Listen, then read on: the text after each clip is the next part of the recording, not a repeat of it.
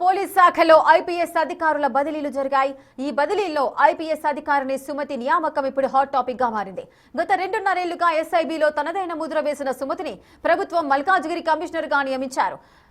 ఎస్బీఐలో ఉన్న సమయంలో రాష్ట్ర వ్యాప్తంగా సంచలనం సృష్టించిన ఫోన్ ట్యాపింగ్ కేసును బయటకు తీసుకురావడంలో ఆమె కీలక పాత్ర పోషించారు.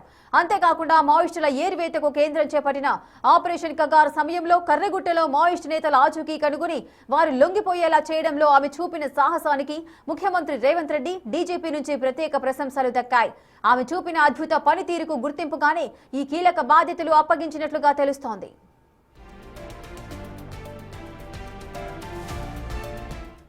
తెలంగాణ పోలీసు విభాగంలో బదిలీల ప్రక్రియ సామాన్యంగా జరిగేదే అయినా సుమతి బదిలీ మాత్రం అందరినీ ఆలోచింపజేస్తోంది.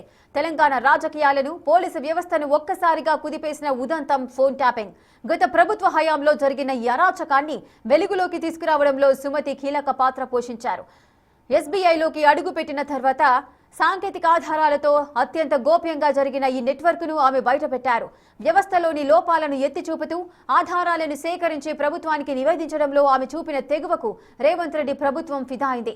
ఇంటెలిజెన్స్ వ్యవస్థను ప్రక్షాళన చేయడంలో ఆమె అందించిన సహకారం వెలకట్టలేనిదని చెబుతుంటారు.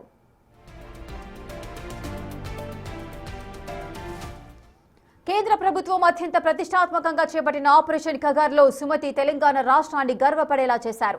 ఛత్తీస్గఢ్ సరిహద్దుల్లోని కర్రెగుట్ట ప్రాంతంలో భారీ సంఖ్యలో ఉన్న మావోయిస్టు అగ్రనాయకుల కదలికలను ఆమె పసిగట్టారు.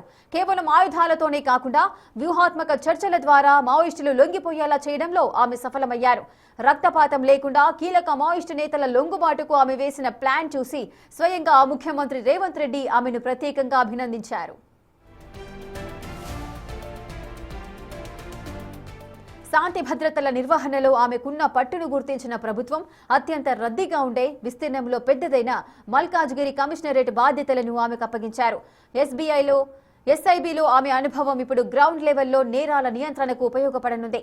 విస్తారమైన పరిధి, క్లిష్టమైన శాంతి భద్రతల సమస్యలు ఉన్న మల్కాజ్గిరి ప్రాంతంలో సుమతి అడుగు పెట్టబోతున్నారు.